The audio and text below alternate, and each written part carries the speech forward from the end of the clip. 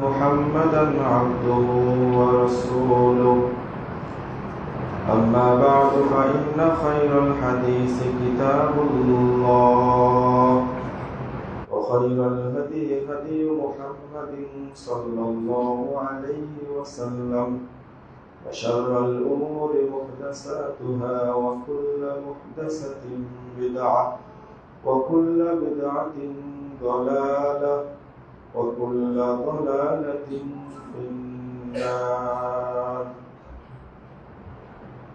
فأعوذ بالله من الشيطان الرجيم. وإذ ابتلى إبراهيم ربه بكلمات فأتمهن قال إني جاعلك للناس إماما.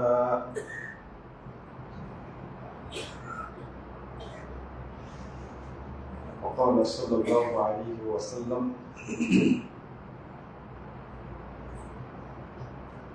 من أطاع محمدا فقد أطاع الله ومن عصى محمدا فقد عصى الله ومحمد فرق بين الناس.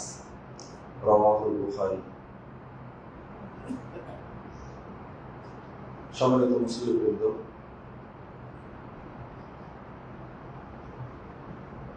হজ্জের মাস চলছে। আমরা আর কয়েকটা দিন পরে জিলহজের মাস পেয়ে যাবো ইনশাআল্লাহ।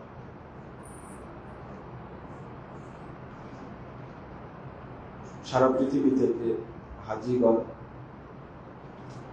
হজ্জের জন্য মক্কায় সমবেত হচ্ছেন। আমাদের দেশ থেকে প্রায় 35,000 হাজি ইতিমধ্যেই মক্কায় চলে গেছেন। আল্লাহর কাছে দোয়া করি, আল্লাহ যেন হাজিদেরকে নিরাপত্তা দান করেন, আল্লাহ যেন তাদের হজ কবুল করেন, হজ সম্পাদন করেন, আল্লাহ যেন তাদেরকে সহি সালামতের সাথে নিজ নিজ গন্তব্যে পৌঁছে দেন। হজ্জের মাস আসলেই আমাদের ইব্রাহিম আলাইহিস সালাতু ওয়াস সালাম এবং তারই সন্তান ইসমাইল আলাইহিস সালাতু ওয়াস সালামের কথা স্মরণ হয়, আমরা মনে করি। এজন্য কুরবানি ও ইব্রাহিমী চেতনা, এই বিষয়টা নিয়ে আজকে আমরা খুব আলোচনা করব ইনশাআল্লাহ। ওয়া মা তাওফীকি ইল্লা বিল্লাহ আলাইহি তাওয়াক্কালতু ওয়া ইলাইহি উনীব। ইব্রাহিম আলাইহিস সালাতু ওয়াস সালাম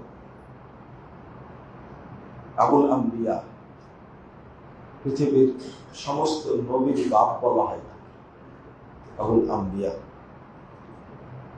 এমনকি মুহাম্মদ সাল্লাল্লাহু আলাইহি ওয়াসাল্লাম তিনি নিজেও ইব্রাহিম আলাইহিস সালামকে বাপ বলে সম্বোধন করেছেন। তার এক সন্তান যখন জন্ম নিলেন, রাত্রে জন্ম নিয়েছেন, ফজরের সালাতে গিয়ে সাহাবীদের বলেছেন, আজকে আমার ঘরে একজন পুত্র সন্তান জন্ম নিয়েছে, সাম্মাইতুহু বিইসমি আবি ইব্রাহিম, সাম্মাইতুহু বিইসমি আবি ইব্রাহিম, আমি তার নাম রেখেছি আমার বাপের নাম অনুযায়ী ইব্রাহিম। মুহাম্মদ সাল্লাল্লাহু আলাইহি সাল্লাম তিনি ইব্রাহিম আলাইহিস সালামকে বাপ হিসাবে সম্বোধন করেছেন, যদিও তার বাপের নাম কি আব্দুল্লাহ। তো নবীদের বাপ হিসাবে খুব সম্মানী মানুষ ইব্রাহিম আলাইহিস সালাতু ওয়াস সালাম, এবং তার যে ত্যাগ, এটা কোরআনে এবং হাদিসে সর্বত্র ছড়িয়ে আছে। যদি প্রশ্ন করি, কুরবানি এই সুন্নাহটা, পশু কুরবানির সুন্নাহটা আমরা পেয়েছি ইব্রাহিম আলাইহিস সালাম থেকে। যদি বলি হজ কোথায় থেকে পেয়েছি? ইব্রাহিম আলাইহিস সালামের পক্ষ থেকে। যদিও তবলিগের লোকেরা বলে থাকে যে আদম আলাইহিস সালাম এই উপমহাদেশ থেকে পায়ে হেঁটে 1000 বার হজ করেছে। কয়বার? 1000। প্রথম কথা হলো আদম আলাইহিস সালাম বেঁচে ছিলেন কয় বছর? কত? 940 বছর অথবা 960 বছর, দুইটাই হাদিসে এসেছে। বেঁচেই ছিলেন 960 বছর, 1000 বার হজ করলেন কি করে, তাই না? আর আদম আলাইহিস সালামকে তো আল্লাহ বলেন নাই তুমি হজ করো। এই হজ্জের বিধান নাজিল হয়েছে কার উপরে? ইব্রাহিম আলাইহিস সালামের উপরে। ওয়াজিন নাস ফিল হজ্জ, আপনি হজ্জের ঘোষণা দিন। তো আদম আলাইহিস সালাম হজ করলেন কখন? কথার সাথে কোনো মিল নাই, দলিলবিহীন কথা, মিথ্যা। কিন্তু যাদের মধ্যে অন্ধ তাকলিদ ঢুকে গেছে, অন্ধত্ব যাদের মধ্যে আছে, তাদেরকে আপনি দলিল গুলে যদি খাওয়ান তবুও বিশ্বাস করবে না। কথা বুঝতে পারলেন? দলিল যদি গুলে খাওয়ানো হয় তবুও বিশ্বাস করবে না। এই তাকলিদটা এত খারাপ জিনিস। এজন্য কোন একক ব্যক্তির সব কথা গ্রহণযোগ্য না, একমাত্র মুহাম্মদ সাল্লাল্লাহু আলাইহি ওয়াসাল্লাম ছাড়া তার সব কথা গ্রহণযোগ্য। মুহাম্মদ সাল্লাল্লাহু আলাইহি ওয়াসাল্লাম বাদ দিয়ে পৃথিবীর আর কোন ব্যক্তির সব কথা গ্রহণযোগ্য না। যদি কেউ মনে করে এটা, সাহাবীরা তাবেঈরা তাকে বলদ বলতে, বলদ বুঝেন তো? বুঝেন না? বলদ চিনেন না আপনারা? গরু। প্রখ্যাত তাবেঈ উবাইদুল্লাহ ইবনে মুতাস রাদিয়াল্লাহু আনহু তিনি বলছেন লা ফারকা বাইনা বাহিমাতিন তুকাদু ওয়া ইনসানিন ইউকাল্লিদ। যে বলদ আর মুকাল্লিদের মধ্যে কোনো পার্থক্য নেই, দুইটা একই রকম। বলদ যেমন কিছু বুঝে না, টানলে যেদিক টানলে ওইদিকে যাবে, সেমনি মুকাল্লিদ ব্যক্তি ওকে যেদিকে টানবে ওইদিকেই যাবে। দলিল ছাড়াই একটা কথা বলে দিল আর ওইটাই ওর পিছনে ঘুরে বেড়াবে। কেউ তলায় দেখলো না যে আদম আলাইহিস সালাম যে 1000 বার হজ করেছেন তার তো দলিল আছে কিনা দেখি, অথচ হজ্জের বিধান তার সময়ে নাজিলই হয়নি। 2 নম্বর, যদি আপনাদের প্রশ্ন করি যে কাবা যেখানে হাজিগণ হজ করতে যাচ্ছেন, এই কাবাটা তৈরি করেছেন কে? ইব্রাহিম আলাইহিস সালাম। এর আগে কে তৈরি করেছিলেন? আদম আলাইহিস সালাম। তার আগে জিবরীল আলাইহিস সালাম, ফেরেশতা। আর বাইতুল মাকদিস কে তৈরি করেছেন বলেন? সুলাইমান আলাইহিস সালাম, ইব্রাহিম আলাইহিস সালাম। দেখেন, যাক আলহামদুলিল্লাহ, কেউ তো এখন বলছেন ইব্রাহিম আলাইহিস সালাম, আলহামদুলিল্লাহ। কিন্তু প্রসিদ্ধ কথা যে বাইতুল মাকদিস তৈরি করেছেন সুলাইমান আলাইহিস সালাম, তাই না? হঠাৎ করে একজন প্রশ্ন করেছে, আমি পট করে বলে দিয়েছি কথাটা, যারা আজকে কুলি করবেন সবাই, যারা বললেন বাইতুল মাকদিস তৈরি করেছেন সুলাইমান আলাইহিস সালাম, এই কথাটা নিয়ে আপনারা অনেক মন খারাপ করলেন। এই কারণটা কি জানেন? কাবা তৈরির 40 বছর পরে বাইতুল মাকদিস তৈরি হয়েছে। কত বছর পরে? 40 বছর পরে। তা 40 বছর পরে বাইতুল মাকদিস তৈরি হলে সুলাইমান আলাইহিস সালামের জন্ম হয়েছিল তখন? ইব্রাহিম আলাইহিস সালামের 1000 বছর পরে সুলাইমান আলাইহিস সালামের জন্ম। বলতে পারেন সংস্কার করেছিলেন। কি করেছিলেন? পুনর্নির্মাণ করেছেন সুলাইমান আলাইহিস সালাম। কেমনে বলি আমরা যে বাইতুল মাকদিস তৈরি করেছেন সুলাইমান আলাইহিস সালাম? একবার কে বলি না। এই কথাটা ঘুরাই দিল কারা? ঘুরাই দিছে হলো শিয়ারা। কারা? শিয়ারা ঘুরাই দিছে। এই যে ইসমাইল এবং ইসহাক আলাইহিম আসসালাম, এই দুই সন্তান, ইব্রাহিম আলাইহিস সালামের সন্তান, ইসহাককে নিয়ে গর্ব করে, ইসহাক আলাইহিস সালামকে নিয়ে গর্ব করে ইহুদিরা। এই গর্বের ফলাফল হলো এইটা। কারণ এই বাংলাদেশের এই ভাইরাস বক্তা যারা আছে, আপনারা ওদেরকে বলেন ভাইরাল। এটা ভাইরাল না, এটা ভাইরাস। এবং করোনার চেয়ে ওরা ভয়াবহ। করোনা তো মানুষের আত্মা মেরে ফেলে দেয়, কিন্তু ভাইরাস বক্তাগুলো মানুষের আকীদা নষ্ট করে, ঈমান নষ্ট করে, ইসলাম নষ্ট করে। এই জন্য ভাইরাস বলে। তো বলছে যে আল্লাহর নবীর পূর্বে যত নবী রাসূল পৃথিবীতে এসেছে সবার কিবলা ছিল বাইতুল মাকদিস। বলেন তো নাউজুবিল্লাহ, বলেন এটা। আচ্ছা, এবার বলেন আপনারা, এটা প্রশ্ন করি যে মুসলিমদের প্রথম কিবলা কোনটা? বাইতুল আকসা, কাবা, মসজিদুল আকসা। শুনেন, একটু ভালো করে শুনেন তো। বাংলাদেশের 99.99 মানুষ জানে যে মুসলিমদের প্রথম কিবলা বাইতুল মাকদিস। যতগুলো মিথ্যা কথা আছে তার মধ্যে এটা শ্রেষ্ঠ মিথ্যা কথা, নাম্বার 1 মিথ্যা কথা। ভালো করে শুনেন কথা। এটা হলো ইহুদিদের কথা। কাদের কথা? ইহুদিদের কথা। বাইতুল মাকদিস কিবলা হলো কখন? কাবা তৈরি করেছেন ইব্রাহিম আলাইহিস সালাম। ওই আগে যে কথাটা বললাম, যে প্রথম তৈরি করেছিলেন ফেরেশতারা, তারপরে তৈরি করেছিলেন আদম, তারপরে নোহের প্লাবনে ধ্বংস হয়ে গেল। এই কথাগুলোর কোনো ভিত্তি নেই। ইব্রাহিম আলাইহিস সালামই প্রথম কাবা তৈরি করেন। আউয়ালু বাইতিন উযিয়া লিন-নাস লাল্লাযী বাক্কা মুবারাকাও ওয়া হুদাল লিল আলামিন।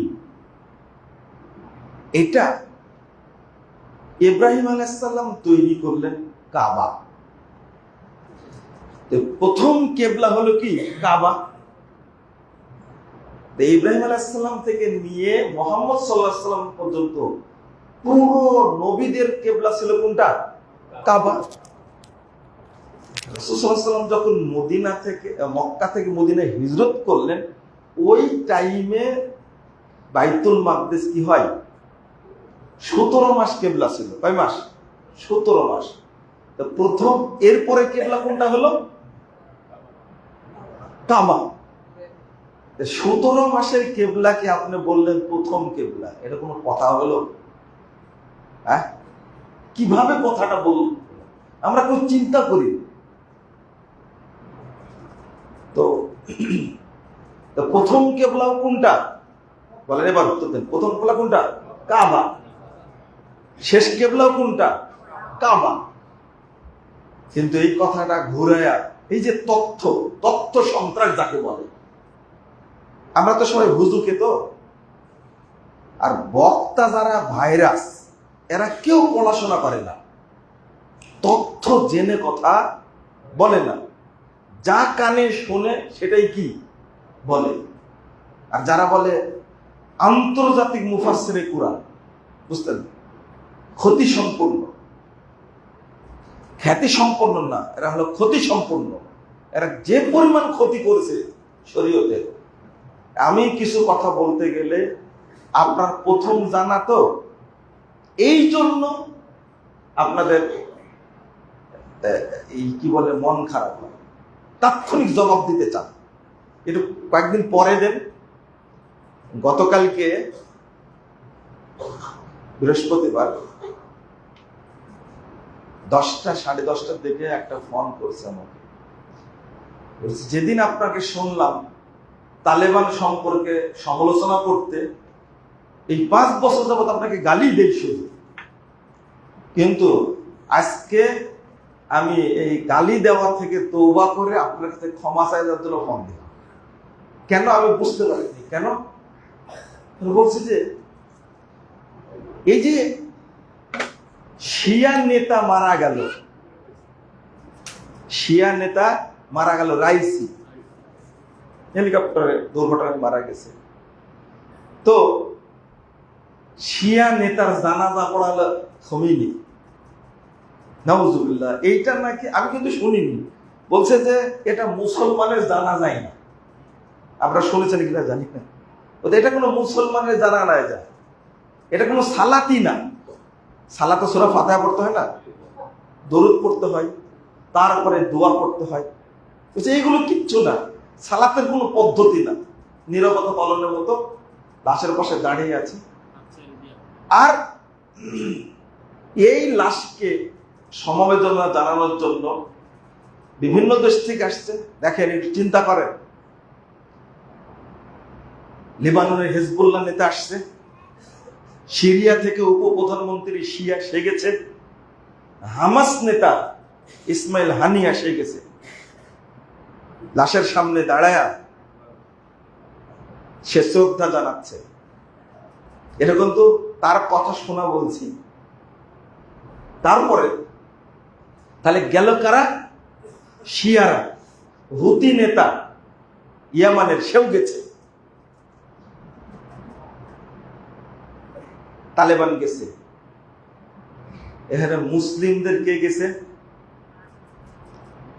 পাকিস্তানের প্রধানমন্ত্রী গেছে, তাই না? শাহবাজ শরীফ গেছে। এরা কারা? সব কারা? এরা সব শিয়া। সবচেয়ে আশ্চর্য হয়েছে যে তালেবানকে মনে করি আমরা পৃথিবীর একমাত্র ইসলামী রাষ্ট্র, সবচেয়ে সংগ্রামী রাষ্ট্র। সংগ্রাম করে তারা আর আসছে, কাতার আসছে। আর কি আসছে? কাতার। কাতারের সমালোচনা করলাম, কাতারের আমির আসছে। তো আপনাদের অন্তরটা একবারে জ্বলে গেল কাতারের সমালোচনা করে। সৌদি আরব কাতারের বিরুদ্ধে নিষেধাজ্ঞা দেয়। কাতারও হলো শিয়াদের পৃষ্ঠপোষক। তারা সুন্নি না, আকীদায় যদি ভূত থাকে, আপনি যদি কিয়ামত পর্যন্ত আমল করেন, এক নেকিও আল্লাহর দরবারে কবুল হবে না। আর আপনারা শহীদ ঘোষণা করলেন, আপনাকে একটু চিন্তা করবেন যে কার জন্য দোয়া করা যাবে আর কার জন্য দোয়া করা যাবে না। একটা হলো শালীনতা, সেটা হলো একজন হিন্দু যদি মারা যায়, সিম্পেথি আসবে না তার প্রতি। সে মারা গেছে বিমান দুর্ঘটনা বা অন্যভাবে মারা গেছে, আপনি সিম্পেথি ব্যক্ত করতে পারেন, কিন্তু দোয়া করতে গেলে আপনাকে হিসাব করে করা লাগে। ব্যবহার আলাদা জিনিস, মানহাজ আলাদা জিনিস, এটা মনে রাখতে হবে। মানহাজ আলাদা জিনিস। লা হাওলা ওয়ালা কুওয়াতা ইল্লা বিল্লাহ। বলেছিলাম 5 বছর আগে যে তালেবানরা আপনাদের দুলাভাই হয় আর কারো জামাই হয়, যার কারণে আপনারা একবারে ভক্তির আতিশয্যে ওর মধ্যে ঢুকে গেছে। অথচ তারা কি? সুফি আকীদার। এরা হলো মাজার পূজারী। মুসলিমদের সাথে কোনো সম্পর্ক আছে? প্রশ্নই আসে না, অসম্ভব। আপনি সারা পৃথিবীকে একদিকে, আকীদা একা একদিকে, তাওহীদ আগে। আপনার এই সমস্ত ভুল ভ্রান্তিপূর্ণ বক্তব্য অনেক পরে। প্রবলেমটা হলো কথা বললেই আপনারা বুঝেন না। 98 সালে তালিবান যখন ক্ষমতায় আসে, তখন শেখ জামিলুর রহমান, আফগানিস্তানের সবচেয়ে সালাফি বড় আলেম, তাকে সরাসরি ধরে নিয়ে এসে ব্রাশ ফায়ার করে মারছে। বড় আলেম, তার 2 ছেলে, তার স্ত্রী আফগানিস্তানে জায়গা পায়নি, চলে গেছে। এবার যখন ক্ষমতায় আসলো, ক্ষমতায় আসার আগে 9 সেপ্টেম্বর মন্ত্রী পরিষদ গঠন করেছে তালেবান, কিন্তু 28 আগস্ট আফগানিস্তানের সবচেয়ে বড় আলেম শেখ মুতাওয়াক্কিল, এত সুন্দর আলোচনা করতেন। আমি যে তথ্যগুলো দিচ্ছি মদিনা বিশ্ববিদ্যালয়ে যারা পড়ে তাদের কাছ থেকে শুনে নেবেন ভালো করে। ভয়ে এই আলোচনা কেউ করে না। শেখ মুতাওয়াক্কিল এত বড় আলেম, তার বড় ছেলে সহ তাকে গুম করেছে। 5 সেপ্টেম্বর টুকরো টুকরো করে কেটে তাদের লাশ রাস্তার পরে ফেলে রাখছে। আপনার কষ্ট না হলেও আমার কষ্ট হয়। একজন আলেম চলে যাওয়া একটা জাতিকে অন্ধকার করে দেওয়া। 13টা মাদ্রাসা বন্ধ করে দিয়েছে। কোন মসজিদে ইমাম সাহেবরা ঢুকতে পারে না, যতগুলো আহলে হাদিস মসজিদ আছে। আপনি না বুঝে চিল্লান কেন? হ্যাঁ, বাংলাদেশও এক সময় ওই পর্যায়ে যাবে যদি আহলে হাদিস ভাইরা, সালাফি আকীদার ভাইরা সচেতন না হয়। কারণ তারা এখন আহলে হাদিস মসজিদ পুড়িয়ে দেওয়াকে জায়েজ মনে করে। নাউজুবিল্লাহ, আস্তাগফিরুল্লাহ, বহু মনে করে। একটা কথা শুনলেই সাথে সাথে মানতে হবে এটা উচিত না, এটা করা যাবে না। বলছিলাম ইব্রাহিম আলাইহিস সালামের চেতনা, তাই না? কাবার কথা বললাম, মনে থাকবে না তো? মনে থাকবে না। কাবাকে তৈরি করেছে প্রথম ইব্রাহিম আলাইহিস সালাম এবং তার ছেলে ইসমাইল আলাইহিস সালাম। 2 নম্বর, সাফা মারওয়া কার স্মৃতি বহন করে?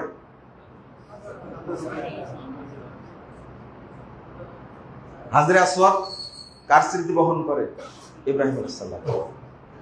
তারপরে মাকামে ইব্রাহিম নামই সরাসরি কার স্মৃতি বহন করে? ইব্রাহিম আলাইহিস সালাম। আপনাকে প্রত্যেকটা জিনিস যখন খেয়াল করবেন ইসলামে, তখন দেখবেন ইব্রাহিম আলাইহিস সালাম, ইসমাইল আলাইহিস সালাম, তাদের স্মৃতিটা চলে আসবে। কিন্তু ওই চেতনাটা তো আমাদের মধ্যে নাই। শুধু হজ করতে যাই, ফিরে আসি। আমি একটা দাবি করি যে শুধু যারা হজ করেছেন তারা যদি রাসূল সাল্লাল্লাহু আলাইহি ওয়াসাল্লামের একটা হাদিস মানতেন, তাহলে বাংলাদেশের দুর্নীতি 80% বিদায় নিত। হাদিসটা কি? আল্লাহ রাসূল আরাফার মাঠে বলছেন, সাতালকাউনা বাদি সাতালকাউনা রাব্বাকুম ওয়া ইয়াসআলুকুম আন আমালিকুম ফালা তারজিউ বাদি দুল্লানা। সহিহ বুখারী হাদিস। আজিগল শোনো, অচিরেই তোমরা তোমার রবের সঙ্গে সাক্ষাৎ করবে এবং আল্লাহ তোমাদেরকে তোমাদের আমল সম্পর্কে জিজ্ঞেস করবেন। ফালা তারজিউ বাদি দুল্লানা, অতএব আজকের দিনের পরে তোমরা খারাপ হয়ে যেও না। হাজি হজ করে আসার পরে যত আকাম কুকাম সবই করতে থাকে। আস্তাগফিরুল্লাহ, আস্তাগফিরুল্লাহ, নাউজুবিল্লাহ। হাজরে আসওয়াদে চুমু দিয়ে হাজরে আসওয়াদের প্রতি ইশারা করে এসে কাবা ঘর জিয়ারত করে এসে আরাফার মাঠ থেকে ঘুরে এসে যেখানেই কিয়ামত হবে ওখান থেকে ফিরে এসে একজন হাজি মিথ্যা কথা বলতে পারে? হারাম খেতে পারে? তাই একবার হজ করে বারবার হজ করতে যায়, মাসালাও জানে না। হজ একবার খরচ, দ্বিতীয়বার যেতে পারেন আপনি, কিন্তু শরীয়ত তাকে বলে দিয়েছে দেখতে হবে যদি আপনার এলাকায় দরিদ্র মানুষের সংখ্যা বেশি থাকে, না খেয়ে থাকে, তো হজ করার টাকাটা তাদের মধ্যে বিলিয়ে দেওয়া উত্তম হজে যাওয়ার চেয়ে। মসজিদ সংস্কার হচ্ছে না, ছাদ দেওয়া যাচ্ছে না, মসজিদের যদি নির্মাণ কাজের প্রয়োজন হয়, যদি বুঝতে পারেন, তো হজে যাওয়ার চেয়ে বেশি নেকি হলো মসজিদ কাজে ওই টাকাটা ব্যয় করে দেওয়া। এটা বেশি নেকি যেখানে, সেটাই তো করবো আমরা। আপনি যেতে পারেন, কিন্তু আপনি প্রতি বছর হজে যাবেন, তারপরে প্রতি মাসে 2-3 বার করে উমরা করবেন, এটা না। আচ্ছা, এরপরে করার পরেও এত দুর্নীতি হয় কি করে? যিনি কাস্টমসে চাকরি করে, মাথায় টুপি আছে, মুখে দাড়ি আছে, গায়ে পাঞ্জাবি আছে, দেখতে চেহারা এত টসটসে, ওখানে বসে বসে কলেমার খোঁচা দিয়ে কোটি কোটি টাকা দুর্নীতি করে। জিজ্ঞেস করবেন 3 বার হজ করেছে। আল্লাহ রাসূল যে বললেন ফালা তারজিউ বাদি দুল্লালা, হজ করার পরে আর খারাপ হয়ে যেও না। তবে অনেক হাজি আলহামদুলিল্লাহ হজ করে আসার পর থেকে জীবনটাই চেঞ্জ হয়ে গেছে। ওয়াক্ত হওয়ার আগেই নামাজের খোঁজ নাই। বৌমাকে বলে, বাবা দেখো তো কয়টা বাজলো, একটু পরে আবার বলছে মনে হয় টাইম হয়ে গেল।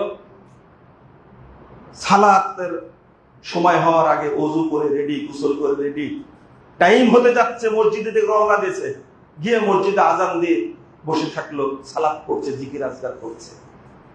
যদি চেঞ্জ হয় জীবন, তো হাজি যেন মনে করে আমার হজ আল্লাহ কবুল করেছে। আর যদি কি হয়, জীবনের পরিবর্তন না হয়, তাহলে বুঝতে হবে হজ মক্কাতে আছে, বাংলাদেশে আসেনি। এরপরে যেটা বলছিলাম, ইব্রাহিম আলাইহিস সালামের চেতনা, আমি এই কাজগুলো করে আসলাম, কিন্তু আমার তো উচিত ওই আদর্শ ধরে রাখা। মুহাম্মদুর রাসূলুল্লাহ সাল্লাল্লাহু আলাইহি ওয়াসাল্লাম কত জায়গায় ইব্রাহিম আলাইহিস সালামের চিঠি বর্ণনা করেছেন।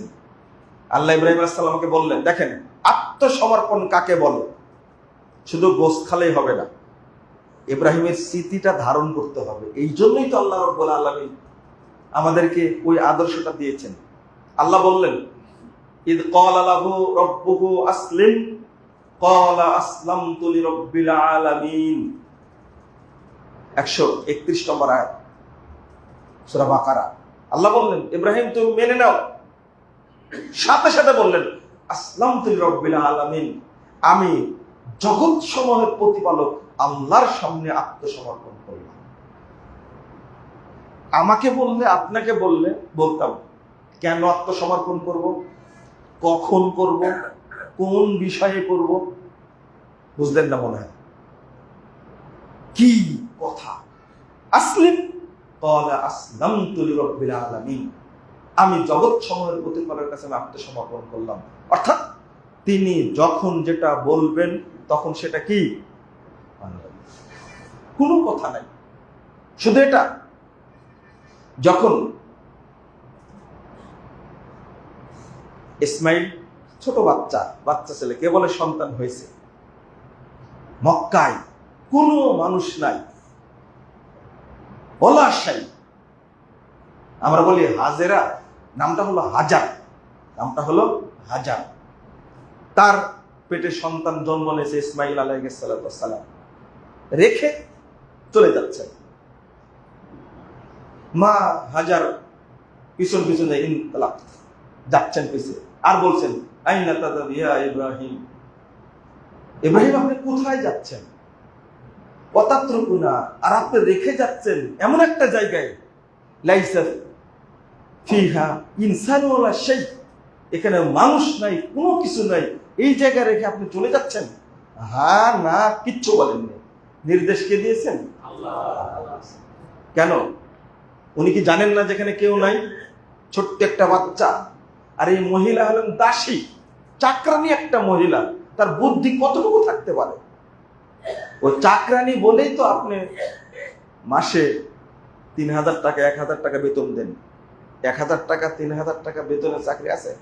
ও চাকরানি। যদি বেশি বুদ্ধি থাকতো তাহলে অন্য কাজ করে খেত, গার্মেন্টস চাকরি করতো, না হলে একটা সেলাই মেশিন কিনে দিলে টাকা উপার্জন করতো। চাকরানি বলে আপনি তাকে কম বেতন দেন, কতটুকু বুদ্ধি আছে?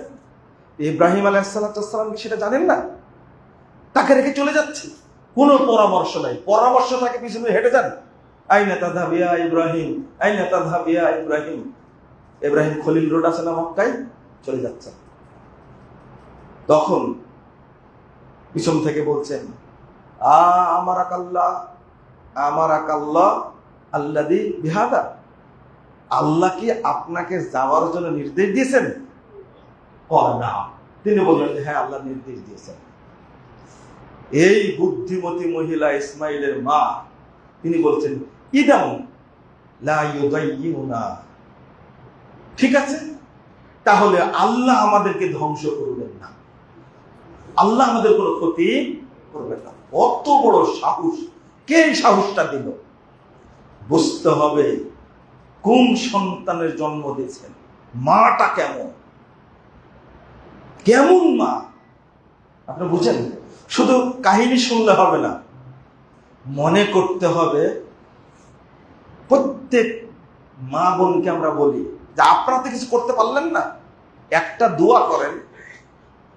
আর যাদের বিয়ে হয়নি তাদের জন্য বলি যে আপনি কিছু না করতে পারলে একটা দোয়া করেন, আমি কিছু না করতে পারলেও আল্লাহ তুমি আমার পেটে এমন একটা সন্তান দিও বাংলাদেশের জন্য, উপমহাদেশের জন্য সে যেন সংস্কারক হয়। এটা পরামর্শ দিই। আমরা তো কিছু করতে পারলাম না, কিন্তু আপনার পেট থেকে একটা সন্তান হলে যদি ইসমাইলের মতো হয়ে যায়, যদি মোহাম্মদের মতো হয়ে যায়, যদি মোহাম্মদ বিন আব্দুল ওহাবের মতো হয়ে যায়, যদি শাহ ইসমাইল শহীদের মতো হয়ে যায়, যদি শেখ আলবানির মতো হয়ে যায়, যদি শেখ বিন বাজের মতো হয়ে যায়, যদি শেখ হুসাইমিনের মতো হয়ে যায়, আপনার সন্তানটাই হয়ে যাবে উপমহাদেশের জন্য শ্রেষ্ঠ সংস্কার। আল্লাহ কবুল করতে পারে না? মা, এই চাকরানি একজন মা বলছেন ইদান না, তাহলে আল্লাহ আমাদের ক্ষতি করবেন না, ঠিক আছে আপনি যান, রেখে চলে গেলেন। আর আপনি আমি যে মহিলাকে বাড়িতে রেখে প্রতিপালন করি, সেই মহিলাটার মধ্যে এই ধৈর্যটাও নাই। আছে? মসজিদ থেকে যেতে দেরি হয়েছে, এমন ধমক দিবে আপনাকে, মসজিদে সবাই যায়, তোমার এত টাইম লাগে কেন? বলে না কোনো কাজ নাই, শুধু মসজিদে বসে থাকলেই হবে। এখানে শিক্ষা আছে মেয়েদের জন্য। একটা বাচ্চাকে কেমনে লালন পালন করলেন শোনেন। ইসহাক আলাইহিস সালামের বংশ থেকে সব নবী এসেছে, সব নবী এসেছে ইসহাক আলাইহিস সালামের বংশ থেকে। কথা বুঝতে পারলেন? ইসহাকের বেটার নাম কি? কি? ইয়াকুব। ইয়াকুব আলাইহিস সালামের বেটার নাম কি? ইউসুফ। এইভাবে সব নবী এসেছে, কিন্তু ইসমাইল আলাইহিস সালামের পরিবার থেকে কোনো নবী আসেনি। ইহুদিরা ভৎসনা করত, তোমাদের নবী যে ইসমাইল, ইসমাইল একটা কুড়ে মানুষ, একটা তার বংশে কোনো নবী আসেনি। দেখো ইসহাকের বংশে কত নবী। এজন্য ইহুদিরা দাবি করেছে জবিহুল্লাহ জবে করার জন্য যে ইব্রাহিম আলাইহিস সালাম নিয়ে গেছেন সেটা ইসমাইল না, সেটা কে? ইসহাক। আপনারা কি মনে করেন? এমনকি বাংলাদেশের হাইকোর্টেও রিট করেছিল জবিহুল্লাহ ইসমাইল না, কি হবে? ইসহাক হবে, কারণ ইসহাকের বংশে সব নবী আসছে, ইসমাইলের বংশে আসেনি। তবে আলহামদুলিল্লাহ এই মামলাটা কোর্ট খারিজ করে দিয়েছে। এই বিতর্ক বাংলাদেশে হয়নি, কিন্তু আপনারা জেনে রাখেন। অথচ আল্লাহ রাব্বুল আলামিন এমন সম্মান দিলেন, তাদের উদ্দেশ্য ছিল ইসহাক জন্ম নিয়েছে সারার পেট থেকে। আহসানুল আরব, আরবে পৃথিবীর শুরু থেকে কিয়ামত পর্যন্ত যত মহিলা আসবে তার মধ্যে সবচেয়ে সুন্দরী মহিলার নাম হলো সারা। আল্লাহ রাসূল বলছেন আহসানুল আরব, সবচেয়ে সুন্দরী মহিলা।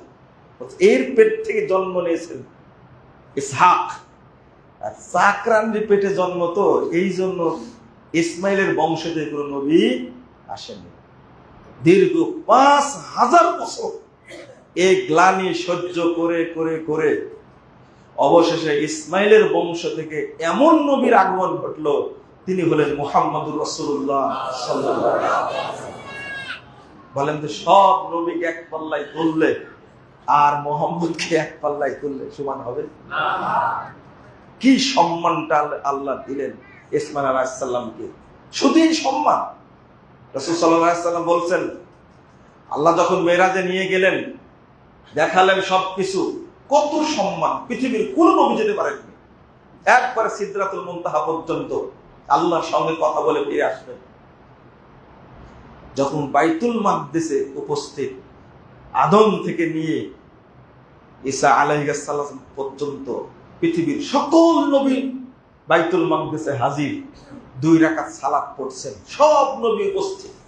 আদম আলাইহিস সালাম আছেন ওখানে, শীশ আলাইহিস সালাম আছেন, নূহ আলাইহিস সালাম আছেন, ইব্রাহিম আলাইহিস সালাম আছেন, মুসা আলাইহিস সালাম আছেন, দাউদ আছেন, সুলাইমান আছেন আলাইহিমুস সালাম। এত নবী থাকার পরে ইমামতি করবেন কে? মুহাম্মদ সাল্লাল্লাহু আলাইহি ওয়াসাল্লাম সবচেয়ে জুনিয়র না?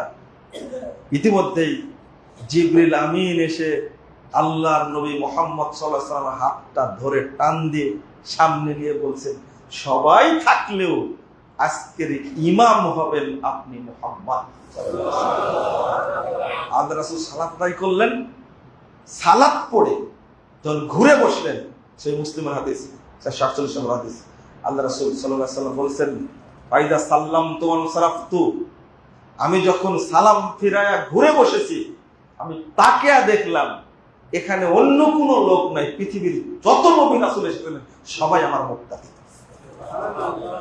সম্মান আল্লাহ দিলেন, সম্মানের জন্য ধৈর্য ধারণ করতে হয়। ক্ষুদ্র স্বার্থকে কুরবানি করে বৃহত্তর স্বার্থকে কি করতে হয়? অগ্রাধিকার দিতে হয়। এই 5000 বছর যাবৎ গ্লানি সহ্য করে আল্লাহ এমন একজন নবী দিলেন, যারা গর্ব করত তাদের গর্বটা শেষ হয়ে গেল। মর্যাদা কার বাড়লো?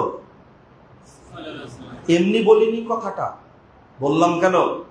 ওই ইসমাইল, ওই মা হাজার, আল্লাহ এমন একটা পদ্ধতি রেখে দিলেন, 2টা খেজুর রেখে গেছিলেন, পানি শেষ হয়ে গেল, খেজুর শেষ হয়ে গেল, পানি কোথায় পাবেন? মায়ের দুধ শুকিয়ে গেছে, দৌড়াচ্ছেন। আমাদের মহিলারা ধৈর্য ধারণ করতে পারবে? কোনো দিনই না। সাফাতে ওঠে দেখেন, তাকাচ্ছেন পানি আছে কিনা, দৌড় দেন, আবার মারুয়াতে পানি আছে কিনা, পানি পাই না। মারুয়া পাহাড়ের উপরে উঠে দেখছেন, 7 চক্কর দেওয়ার পরে দেখছেন, আশা করেন পানি পাবো, দেখছেন সাইয়্যিদা মালাক, তিনি দেখছেন একজন ফেরেশতা দাঁড়িয়ে আছে বাচ্চার কাছে, বাচ্চা তো কাঁদছে, দাঁড়িয়ে আছে। তিনি গেলেন, যাওয়ার পরে আল্লাহ রাসূল সাল্লাল্লাহু আলাইহি ওয়াসাল্লাম বলছেন, ফাবাহাসা বিআকাবি, 3364 নম্বর হাদিস, 3365 নম্বর হাদিস সহিহ বুখারী। জিবরিল আমিন তার পায়ের গোড়ালি দিয়ে চাপ দিলেন, না ইসমাইল আলাইহিস সালামের গোড়ালি দিয়ে চাপ দিলেন? আমরা জানি ইসমাইলের গোড়ালি লেগে পানি বেরিয়েছিল, তাই না? এটা একটা তাজা মিথ্যা কথা। কার গোড়ালি? আও বিজানাহিহি, অথবা ইসমাইল জিবরিল আলাইহির পাখা দিয়ে তিনি যখন চাপ দিলেন, আর সাথে সাথে পানি উঠে গেল। রাসূল সাল্লাল্লাহু আলাইহি ওয়াসাল্লাম বলছেন, ইশারা করে বলছেন যে ইয়ারহামুল্লাহু উম্মা ইসমাঈল, আল্লাহ ইসমাইলের মায়ের উপরে রহম করুন। লাউ তারাকাতাহা আও লাম তাকরাবিহা, যদি সেদিন পানি ছেড়ে দিতেন, যদি পানি সেদিন ছেড়ে দিতেন, অথবা তিনি বাদ যদি না দিতেন, লাকানাতা আইনান মাইনা, পানি বের হতে হতে হতে হতে সাগর মহাসাগরে পরিণত হতো। বিজ্ঞানীরা মাপতে গেছে যে কতটুকু পানি থাকতে পারে এই যুগে, কিচ্ছু না, চারিদিকে কোথাও পানি নাই, ওই এক জায়গা থেকে পানি উঠছে, কোথাও পানি নাই। ইব্রাহিম আলাইহিস সালাতু ওয়াস সালামের যুগ থেকে নিয়ে এখন পর্যন্ত মানুষ পানি খাচ্ছে, শেষ হয়? বিজ্ঞানীরা আজকে খুঁজছে, অথচ আল্লাহর নবী বলে গেছেন 1500 বছর আগে পানি কতটুকু আছে এর মধ্যে।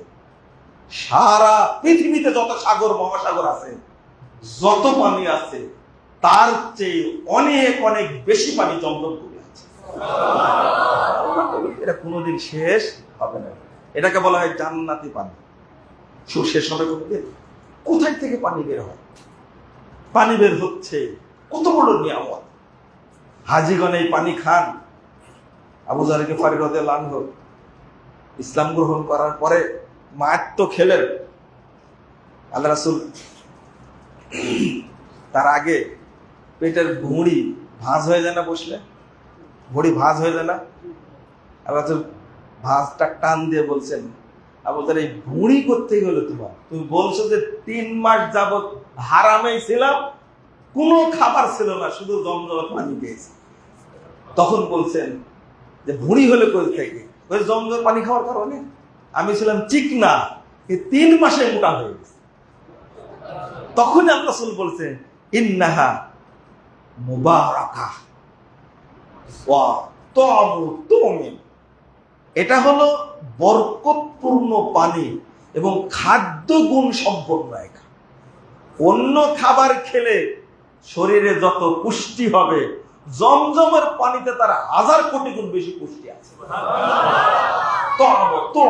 খাদ্য গুণ এটা। 3 মাস ছিলেন, কোনো খাবার খাননি, শুধু কি খেয়েছেন? পানি খেয়েছেন। তাই আবু যার রাদিয়াল্লাহু আনহুর পেটের ভুঁড়ি মোটা হয়ে গেছে। আল্লাহ রাসূলকে নিজে বলছে, সহিহ মুসলিমের হাদিস, বুঝছেন? সেই পানি রাসূল সাল্লাল্লাহু আলাইহি ওয়াসাল্লাম বলছেন, আসলে আপনারা, আমি যে এই খামসায় খামসায় কথা বলছি, শুধু জমজমের পানির কথা বলতে গেলে খুতবা শেষ হয়ে যাবে একটা, এরপরে কাবার কথা বলতে গেলে শেষ হয়ে যাবে। একটা আয়াত বললাম না, মুবারাকাম ওয়া হুদাল লিল আলামিন, কাবাটা হলো বরকতপূর্ণ। এখানে আপনি যত আমল করবেন সবই বরকতপূর্ণ। আপনি সিয়াম পালন করবেন, ওখানে বরকত হবে। কোরআন তেলাওয়াত করবেন, বরকত হবে। দান করবেন, বরকত হবে। তাহাজ্জুদ পড়বেন, বরকত হবে। তারাবি পড়বেন, বরকত হবে। সুবহানাল্লাহ বলবেন, বরকত হবে। হুদাল লিল আলামিন। কাবা ঘরে যাওয়ার পরে যে হাজী হেদায়েত পাই না, বুঝতে হবে তার কপালে হেদায়েত নাই। ওখান থেকে ঘুরে আসে, আসার পরে বলে যে এরা সব ওহাবি, এদের পিছনে নামাজ হবে না। তওবা তওবা তওবা, আস্তাগফিরুল্লাহ। আল্লাহ বলেছেন হুদাল লিল আলামিন, জগৎ সমূহের জন্য এটা হলো হেদায়েতের জায়গা। তোমার কপালে হেদায়েত জুটেনি। বলছে আপনি নামাজ পড়েননি? বলছে না, ওহাবিদের পিছনে আমি 1 ওয়াক্ত পড়িনি। কোথায় নামাজ পড়েছেন? নামাজ পড়তে হোটেলে। কথা বুঝতে পারলেন? কি আকীদা নিয়ে যায়। এজন্য বলছি যে এই হজ সম ইব্রাহিম আলাইহিস সালামের যতটা স্মৃতি আছে, প্রত্যেকটা নিয়ে আলোচনা করলে একটা খুতবাই শেষ হবে না। জমজমের পানি সম্পর্কে রাসূলুল্লাহ সাল্লাল্লাহু আলাইহি ওয়াসাল্লাম বলছেন, সুকিয়াউ জমজম বিমা শুরিবা লাহ, জমজমের পানি যে ব্যক্তি যে উদ্দেশ্যে পান করবে, আল্লাহ তাকে সেই উদ্দেশ্য পূরণ করে দিবেন। এটা শুধু পানি না, আপনি নিয়াত খালেস থাকলে জমজমের পানি একটা নিয়াত করে পান করুন, আল্লাহ রাব্বুল আলামিন ওটা পূরণ করে দিবেন।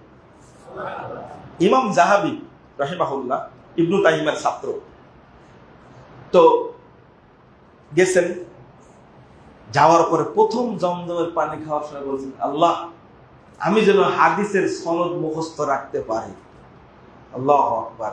এই পানির যে বরকত, ইমাম যাহাবী বলছেন, এই পানি খাওয়ার পর থেকে আমি যত সনদ পড়েছি একটাও ভুলিনি। শেখ আলবানী রাহিমাহুল্লাহ এই তো 1999 সালে মারা গেছেন, 9 সেপ্টেম্বর। তো আলবানী রাহিমাহুল্লাহ পানি খাওয়ার সময় আল্লাহকে বলছেন, আল্লাহ তোমার এই পানি খেয়েই ইমাম যাহাবী হাদিসের সব সনদ মুখস্থ রেখেছিল, তার উপরে তুমি রহম করেছো, আমি ওই পানি পান করছি, তুমি আমার জন্য কবুল করো। আলবানী হলেন 800 বছর পরে একজন শ্রেষ্ঠ মুহাদ্দিস থেকে। তার বই না পড়লে আপনি চিনতে পারবেন না কি জিনিস আলবানী।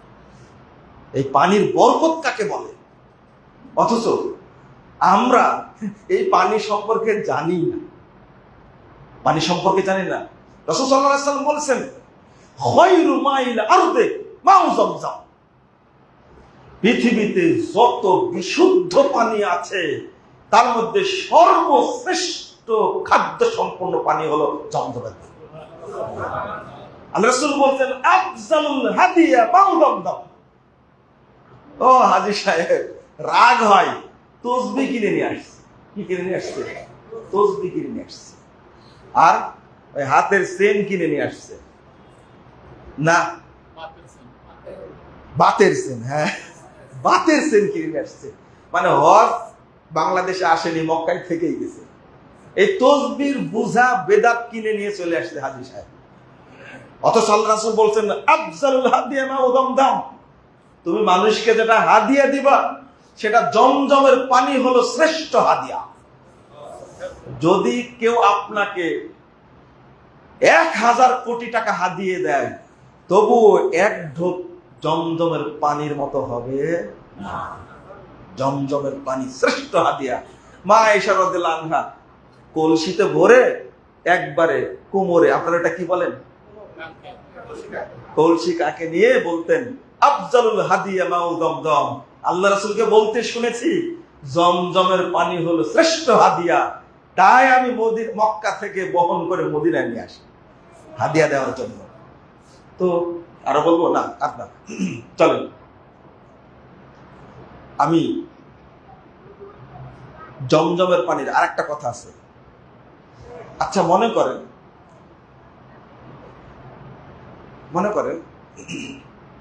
পৃথিবীর সব মানুষ ইসলাম গ্রহণ করলো, পৃথিবীর সব মানুষ কি ইসলাম গ্রহণ করলো এবং জমজমের পানি নিতে গেল, হজ করার জন্য সবাইকে ছেড়ে দেওয়া হলো। সব মানুষ জমজমের পানির জন্য নিয়ে আসে, শেষ হওয়ার সম্ভাবনা আছে? হবে না। দলিল কি বলেন তো? দলিল দিতে হবে কিন্তু এই কথার পিছনে, যদি পারেন কিনা। অনেক বেশি, তাই না? এইটা আমি দিলাম, কিন্তু একটা দলিল আছে এখানে। অনেকেই বলে যে না, পানি এতদিন থাকার কথা না, এরা হলো পাগল, এরা পাগল। এখানে একটা বিষয় খেয়াল করবেন আপনারা, হাজরে আসওয়াদ এই কালো পাথরটা কোথা থেকে আসছে? জান্নাত থেকে। আমি একটা বক্তব্য দিচ্ছিলাম, 5197 নম্বর হাদিস সহিহ বুখারীর মধ্যে এসেছে। রাসূল সাল্লাল্লাহু আলাইহি ওয়াসাল্লাম বলছেন, আমি যখন সূর্য গ্রহণের সালাত পড়ছিলাম, সালাত পড়ার সময় দৌড় দিয়ে সামনে গেলেন আল্লাহ রাসূল, আবার দৌড় দিয়ে পিছনে চলে আসলেন ভয়ে। সালাতের পরে সাহাবীরা জিজ্ঞেস করলেন, আল্লাহ রাসূল এইটা করলেন কেন? তখন রাসূল সাল্লাল্লাহু আলাইহি ওয়াসাল্লাম বলছেন, রাআইতুল জান্নাহ, আমি জান্নাত দেখতে পেয়েছিলাম আমার সামনে। আল্লাহ সালাতের মধ্যে আমার সামনে জান্নাত তুলে ধরেছেন। তানা বলতো অনকুদা, তো আমি চাচ্ছিলাম ওখান থেকে এক ছড়া আঙ্গুর নিয়ে আসবো, এই জন্য দৌড় দিলাম। উম্মতের জন্য কত পাগল দেখছেন। আল্লাহ রাসূল বলছেন, আমি মনে করছিলাম যে এক ছড়া আঙ্গুর তোমাদের জন্য আমি নিয়ে আসবো, এই জন্য দৌড় দিলাম। লাউ তানাওয়াল তো অনকুদা, শোনো, যদি এক ছড়া আঙ্গুর আমি নিয়ে আসতে পারতাম, মাত্র এক ছড়া যদি নিয়ে আসতে পারতাম, লাকাল তুম্মা বাকিয়াতুদ দুনিয়া, কিয়ামত পর্যন্ত আঙ্গুর খেয়ে ফোরাতে পারতাম। কি আশ্চর্য! সহিহ বুখারীর হাদিস, কিয়ামত পর্যন্ত খেয়ে শেষ করতে পারতেন না। কি আছে এই পানির মধ্যে? লা ইলাহা ইল্লাল্লাহ, আল্লাহু আকবার। কেন শেষ করতে পারবেন না? আপনারা এখন বলবেন এক থোকা আঙ্গুর আমারই তো হবে না, তাই না? কিন্তু আল্লাহর নবী কি বললেন? লা আকালতুম মা বাকিয়াতিদ দুনিয়া, কিয়ামত পর্যন্ত খেয়ে এটা শেষ হবে না। এইটা কিভাবে বোঝাবেন মানুষকে? এটা জান্নাতি ফল, খেয়ে ফুরাবে না। যেমন জান্নাতি পানি, জমজমের পানি ফুরাবে না। হাজরে আসওয়াদ যদি জান্নাতি পাথর না হতো, তাহলে একজনের পাপও বহন করতে পারত না। বুঝেন মনে কথাটা? ও জান্নাতি পাথর বলতে আল্লাহ রাসূল বলছেন, নাজালা হাজারাল আসওয়াদ মিনাল জান্নাহ ওয়া হুয়া আশাদ্দু বায়াদাম মিনাল লাবান। হাজরে আসওয়াদ যখন জান্নাত থেকে নাজিল হয়, তখন দুধের চেয়ে অনেক গুণে সাদা ছিল। ফাসওয়াদ্দাত খতায়ে বানি আদম, কিন্তু আদম সন্তানের পাপেও কালো হয়ে গেছে। কিয়ামত পর্যন্ত হাজরে আসওয়াদ মানুষের পাপ বহন করবে। একটা ছোট্ট পাথর সব মানুষের পাপ বহন করবে। অথচ পাহাড়, পৃথিবীর সব পাহাড় কোরআনকে বহন করতে পারে।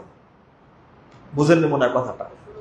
পৃথিবীর সব পাহাড় কোরআন বহন করতে পারেনি, অথচ ছোট্ট একটা পাহাড় মানুষের পাপ বহন করছে। এক একটা পাপ কত বড় হতে পারে! জান্নাতি পাথর ছাড়া অন্য কোনো পাথর হলে এটা বহন করতে পারত না, কোনোদিনই পারত না। এইটাই হলো ঈমান। আপনাকে বিশ্বাস করতে হবে যে যদি এক থোকা আঙ্গুর আল্লাহ নবী নিয়ে আসতে পারতেন, কিয়ামত পর্যন্ত খেয়ে আমরা ফুরাতে পারতাম না। তো এটা তো জমজম সম্পর্কে আলোচনায় অনেক কথা গেল। আমি ইব্রাহিম আলাইহিস সালামের স্মৃতি আলোচনা করতে গিয়ে যে কথাটা বলতে চাচ্ছিলাম, অনেক দূরে চলে গেছি আমরা। হাজরা কি করলেন? দোয়া পেলেন। মুহাম্মদুর রাসূলুল্লাহ সাল্লাল্লাহু আলাইহি সাল্লামের দোয়াটা কিভাবে পেলেন এবং দেখাচ্ছেন হাত দিয়ে, দেখো সাহাবীরা এইভাবে জাম জাম জাম। হাজরা এই বাদ দিচ্ছেন আর বলছেন, এই থাম থাম থাম, পানি আর যাস না, থাম। আল্লাহ রাব্বুল আলামিন হাজরাকে মালিকানা দিলেন জমজমের। পুরো পৃথিবী খাচ্ছে। কার মালিকানা? হাজরার মালিক। কিন্তু এই পানির মালিক কে? হাজরা। মালিকানা দিয়ে দিলেন হাজরাকে। কারণ ইসমাইল আলাইহিস সালামকে পানির জন্যই আল্লাহ এই কি জমজমের পানিটা উপহার দান করেছে। চলো এখানে ছোট্ট একটা কথা। এই মহিলা হাজরা কেমন মহিলা? তার পেট থেকে জন্ম নিলেন ইসমাইল, তার ঐরুষে আসলেন পৃথিবীর শ্রেষ্ঠ নবী মুহাম্মদুর রাসূলুল্লাহ সাল্লাল্লাহু আলাইহি ওয়াসাল্লাম। কত বড় মর্যাদার অধিকারী তিনি, কত বড় মর্যাদা তার। এবার মুহাম্মদ সাল্লাল্লাহু আলাইহি ওয়াসাল্লামের মর্যাদা পৃথিবীর সমস্ত নবীর উপরে। কাল কিয়ামতের মাঠে দেখবেন তার মর্যাদা। অতএব এই নিয়াতটা রাখুন। ইসমাইল আলাইহিস সালাম কেমন ছিলেন? আল্লাহ রাব্বুল আলামিন বলছেন, আলাম্মা বালাগা মা ওয়াসায়া ক্বালা ইয়া আবাতি ফাল মা তুমার ক্বালা ইন্নী আরা ফিল মানাবি আন্নী আযবাহুক ফানজুর মাযা তারা। মাত্র 11 বছর বা 9 বছর বয়স হয়েছে ইসমাইল আলাইহিস সালাতু ওয়াস সালামকে ইব্রাহিম আলাইহিস সালাম বলছেন, হে বেটা, আমি স্বপ্নে দেখছি আমি তোমাকে জবেহ করছি। কি করছি? জবেহ করছি। তখন ইসমাইল কি বললেন? ইয়া আবাতি ফাল মা তুমার। ছোট বাচ্চা, যেমন বাপ তেমন বেটা, যেমন বাপ তেমন বেটা। ঠিক আছে, তাই করেন যা আপনাকে আল্লাহ নির্দেশ দান করেছেন। সাতাজিদুনি ইনশাআল্লাহু মিনাস সাবিরিন। ইনশাআল্লাহ আপনি আমাকে ধৈর্যশীলদের মধ্যে পেয়ে যাবেন। কেমন সন্তান? আপনার সন্তান আমার সন্তান কথা মানে না কেন? তাই না? মানে না কেন? এখানে সন্তানকে শিক্ষা দেওয়ার বড় একটা সবক আল্লাহ রাব্বুল আলামিন কোরআনের মধ্যে দিয়ে দিয়েছেন। কেন পারলেন কি করে? এই শিক্ষাটাকে ইব্রাহিম আলাইহিস সালাম দিয়েছেন না মা দিয়েছে? হাজেরা দিয়েছে। হাজেরা দিয়েছেন। এই বাচ্চাকে শিক্ষা দিলেন কে? বাপ চোরে বেড়ায়, বাহিরে অফিসে থাকে, কাজ করে বেড়ায়, ইনকাম করে। মা বাচ্চাকে তৈরি করবে। এই জন্য মায়ের কথা যতটা প্রভাব পেলে ভিতরে, অন্যের কথা প্রভাব ফেলে না। কেমন মা তৈরি করলেন? সাথে সাথে বলছেন ইফআল মা তুমার। ঠিক আছে, তাই করেন। আমরা কত কাহিনী বলি যে ইব্রাহিম আলাইহিস সালাম নিয়ে গেলেন, তারপরে এমন তরবারি, ধারালো তরবারি পাথরের উপরে ফেললেন, পাথর 2 টুকরা হয়ে গেল। এরপরে গলায় ঘষে ঘষে কি হলো না? জবাই হলো না। কতটা বুদ্ধিমতী বাচ্চা, চিন্তা করেন।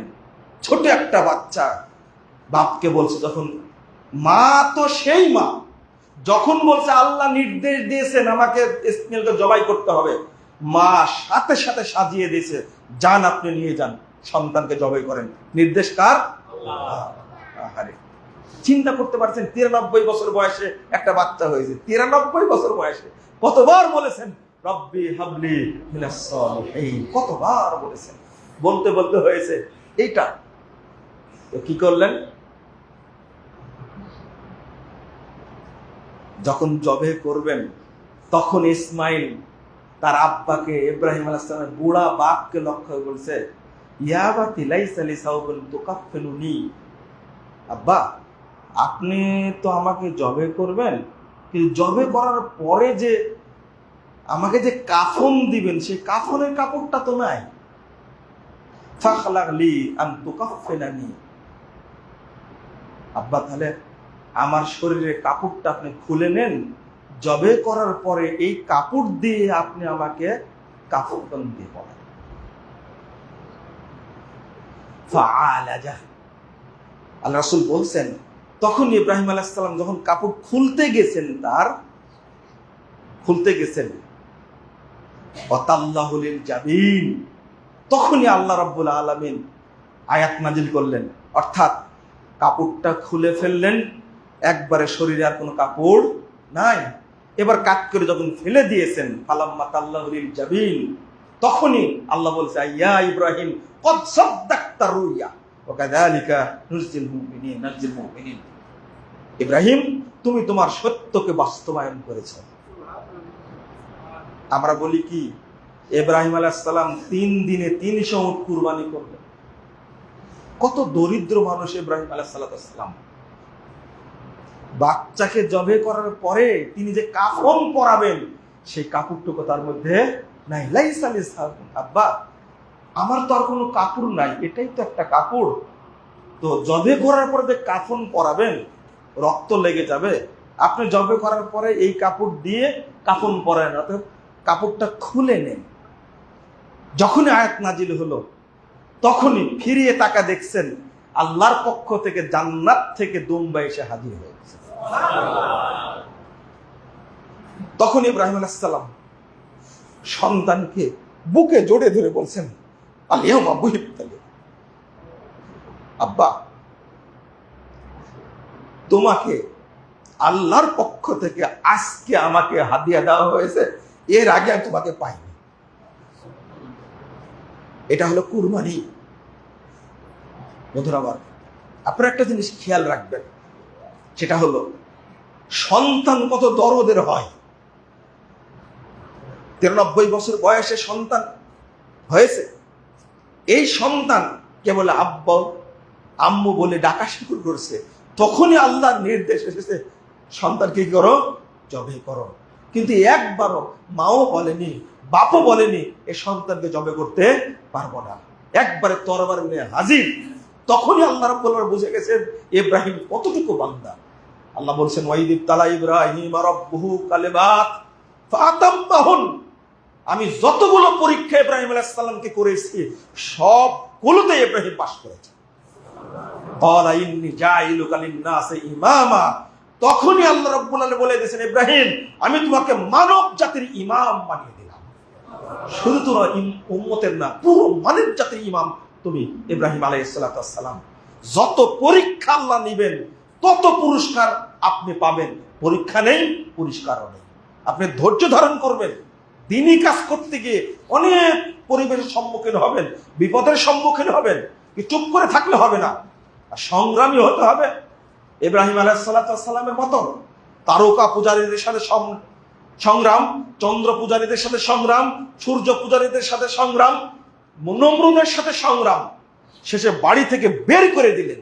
কিভাবে বের করে দিল? চলে যাচ্ছে না, বলছেন, ইন্না বুরাউ মিনকুম ওয়া তা'বুদুনা মিন দুনিল্লাহ ওয়া বাদা বাইনানা ওয়া বাইনাকুমুল আদাওয়াতু ওয়াল বাগদাউ হাত্তা তু'মিনু বিল্লাহি ওয়াহদা। বেরিয়ে চলে গেলেন, কোনো আপোষ নেই। আর আজকে আমরা ওই মূর্তির সামনে আপোষ করছি, ওই ছবির সামনে আপোষ করছি, যত রকমের শিরিক, মাজার পূজা, কবর পূজা, মূর্তি পূজা, গাছ পূজা, পাথর পূজা, মাছ পূজা, সবই করছি আমরা।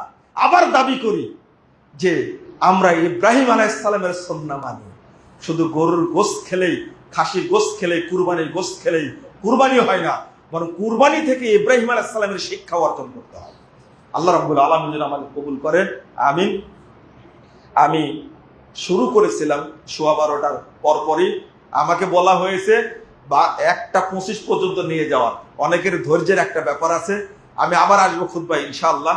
ইনশাআল্লাহ খুব খুশি হলাম যে খুতবার শুরুতেই আপনারা পুরো মসজিদ ভর্তি হয়ে গেছে, আলহামদুলিল্লাহ। আমি দোয়া করি আল্লাহ রাব্বুল আলামিন যেন আমাদের অন্তরে ইব্রাহিম আলাইহিস সালামের চেতনা দান করে দেন, আমিন। আহলে হাদিসরা শিরিক এবং বেদাতের বিরুদ্ধে কেন সংগ্রাম করে?